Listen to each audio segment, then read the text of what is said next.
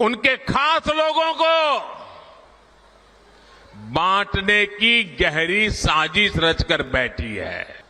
कांग्रेस की इस vote bank की राजनीति तुष्टीकरण की राजनीति का पर्दाफाश किया था।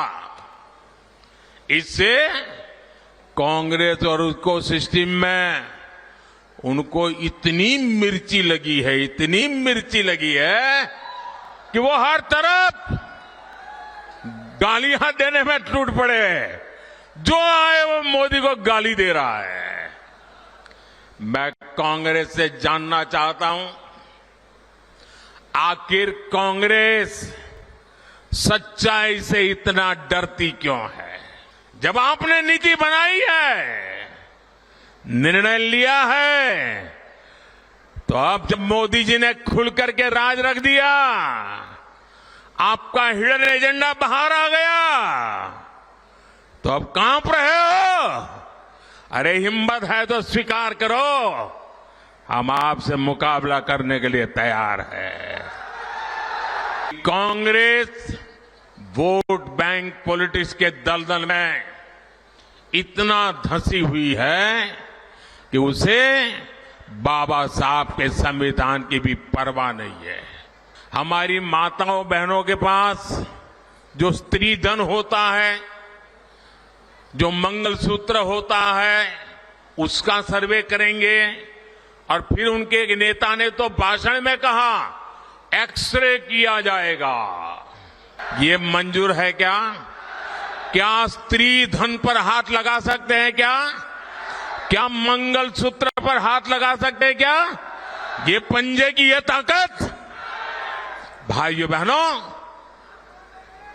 राजस्थान में से एक भी पंजा बचना नहीं चाहिए भाइयों।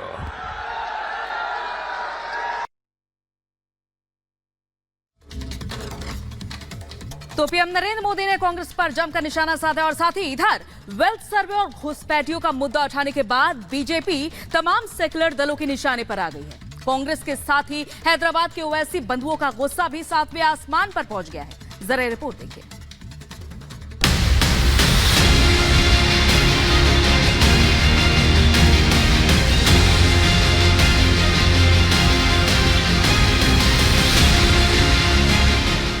घुसपैठियों पर बीजेपी के सवाल, क्यों भड़क गए भड़काऊ भाईजान? कांग्रेस के वेल्थ सर्वे पर घमासान, ओवैसी को याद आ गए हिटलर। हैदराबाद के रहने वाले मुस्लिम परस्त नेता अकबरुद्दीन ओवैसी एक बार फिर भड़के हुए हैं। विरोध हो रहा है भारत में अवैध रूप से घुसे रोहिंग्या बांग्लादेशियों का, लेकिन दर्द हो रहा है अकबरुद्दीन को।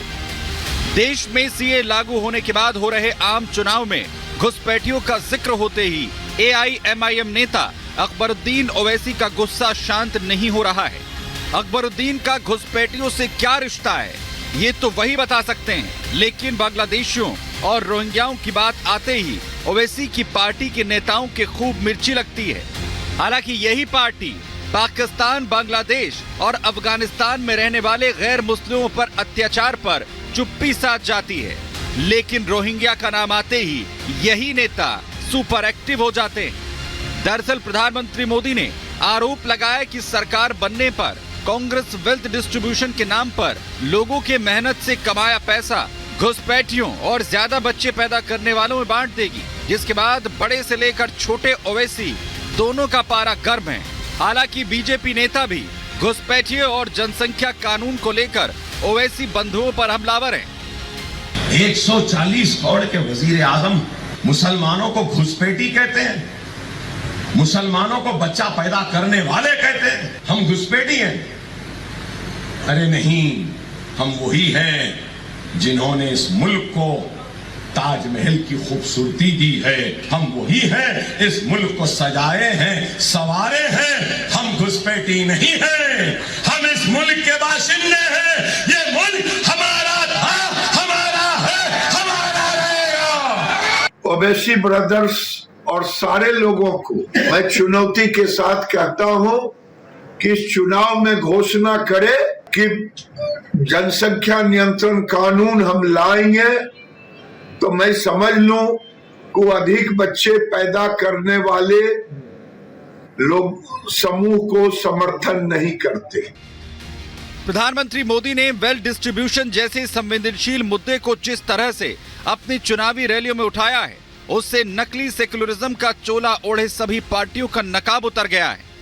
कांग्रेस पार्टी इस बयान का विरोध तो कर रही है, लेकिन उसका कोई नेता ये कहने की हिम्मत नहीं कर पा रहा है कि अगर सरकार बनी तो पार्टी का ऐसा करने का कोई प्लान नहीं है। कांग्रेस के निशाने पर बीजेपी है, लेकिन उसके आरोपों पर खुलकर कोई इनकार नहीं कर रहा है। वहीं बीजेपी का दावा है कि खुद राहुल गांधी ने चुनावी रैली में हजारों लोगों के सामने वेल्थ सर्वे कराने का ऐलान किया है। कांग्रेस की हमेशा से चाल रही है कि अजगर करे न चाकरी, पंछी करे न काज। ये इस प्रवृत्ति के लोग हैं, कार्य नहीं करना, परिश्रम नहीं करना, विभाजन के आधार पर सामाजिक वैमनस्यता पैदा करके परिवार के नाम पर, जाति के नाम पर, क्षेत्र के नाम पर, मत और मजहब के नाम पर विभाजन पैदा करने का प्रयास कर रहे हैं। इस माओवादी प्रवृत्ति को यह देश कभी स्वीकार नहीं करेगा। दूसरी तरफ ओवैसी परिवार भी इस मुद्दे पर भड़का हुआ है। खुद को संविधान बचाने का दावा करने वाली पार्टी AIMIM का घुसपैठिया प्रेम जग जाहिर है।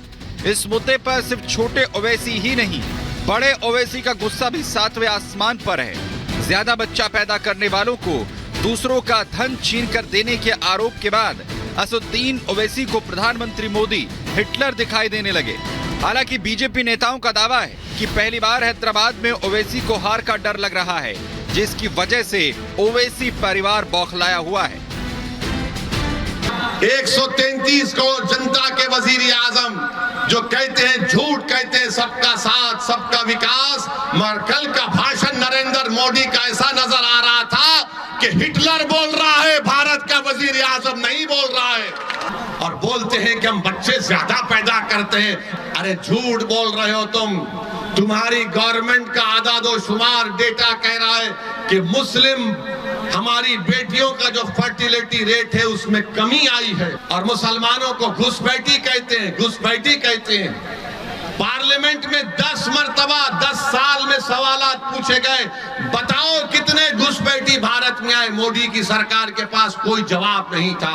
अरे ये मजहब के नाम लेकर जो वोट मांगने वाले लोग हैं ना, वो लोग अपने इस प्रकार के द्वेष के भाषण खत्म नहीं करेंगे। अब प्रजा उनको खत्म करना पड़ेगा। प्रजा को जागृत हो जाना पड़ेगा कि जब तक ऐसे बीज, जो विष बीज है, ये इतने बड़े विष बीज है जो मुसलमान बदलना चाह रहे। जैसे काशी में देखिए, आप देखिए प्रधानमंत्री जी के खुद के कॉन्स्टिट्यूएंसी में देखिए, मुसलमान भाई इतना प्रशंसा करते हैं मोदी भाई का, जलते हैं ये लोग ये प्रशंसा से, और गलत गलत बात करते हैं लोग। बीजेपी का आरोप है कि कांग्रेस मुस्लिम लीग के रास्ते पर चलकर तुष्टीकरण की राजनीति कर रही है। यहां तक कि कांग्रेस का घोषणा पत्र भी मुस्लिम लीग से प्रेरित है। दूसरी तरफ प्रधानमंत्री मोदी ने राहुल के एक बयान के आधार पर कांग्रेस को घेर लिया है। आपको सुनवाते हैं कि आखिर मोदी ने क्या कहा था, जिसके बाद वोट बैंक की सियासत करने वाली पार्टियां परेशान हैं। मैं देशवासियों को आगाह करना चाहता हूं, कांग्रेस और इंडी गठबंधन की नजर अब आपकी कमाई पर है, आपकी संपत्ति पर है।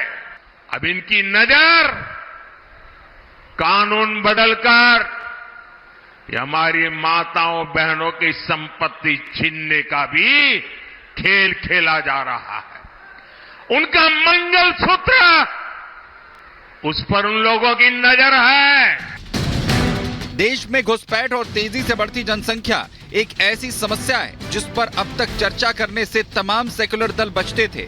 अब बीजेपी के एक ही दांव से इन सभी दलों को इस मुद्दे पर अपना स्टैंड साफ करना होगा, क्योंकि सियासत तो होती रहेगी, लेकिन देश की आम जनता भी अब इन मुद्दों पर बेहद सजग हो गई है।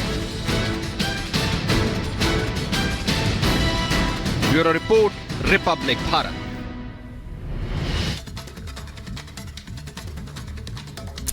इसी बीच पतंजलि आयुर्वेद के भ्रामक विज्ञापन का मामले में बड़ी खबर आपको बता दें कि सुप्रीम कोर्ट के बाबा रामदेव को एक बार फिर से बड़ा झटका लगा है। ये बड़ी खबर आपको बता रहे हैं, माफीनामे का नया विज्ञापन छपवाएं। ये सुप्रीम कोर्ट की तरफ से कहा गया है, विज्ञापन का साइज बड़ा करना होगा, माफीनामे को हाईलाइट करना होगा। 30 अप्रैल को मामले की अगली सुनवाई होगी। बाबा रामदेव और बाल कृष्ण को पेश होना होगा। ये एक और बड़ा झटका सुप्रीम कोर्ट की तरफ से बाबा रामदेव को।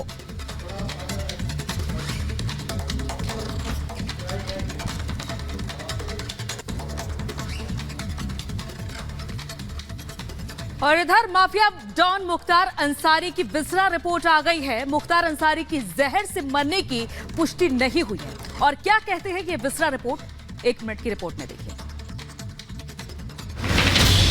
माफिया मुख्तार अंसारी की मौत के मामले में बड़ा खुलासा हुआ है। मुख्तार अंसारी की विजरा जांच रिपोर्ट आ गई है। रिपोर्ट में इस बात की पुष्टि हुई है कि मुख्तार अंसारी की मौत जहर से नहीं हुई, बल्कि मुख्तार की मौत की वजह हार्ट अटैक है। फिलहाल विजरा रिपोर्ट न्यायिक टीम को सौंप दी गई है।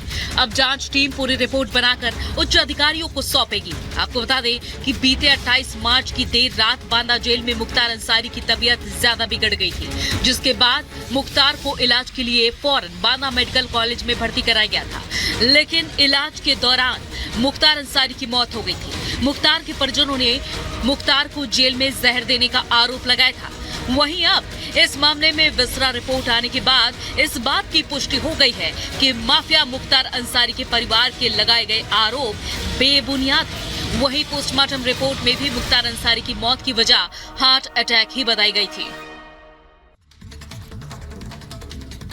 और उत्तर प्रदेश के कन्नौज में बहुत बड़ा सड़क हादसा हुआ है। वहां गोरखपुर से दिल्ली जा रही बस हादसे का शिकार हो गई है। इस हादसे में 4 यात्रियों की मौत की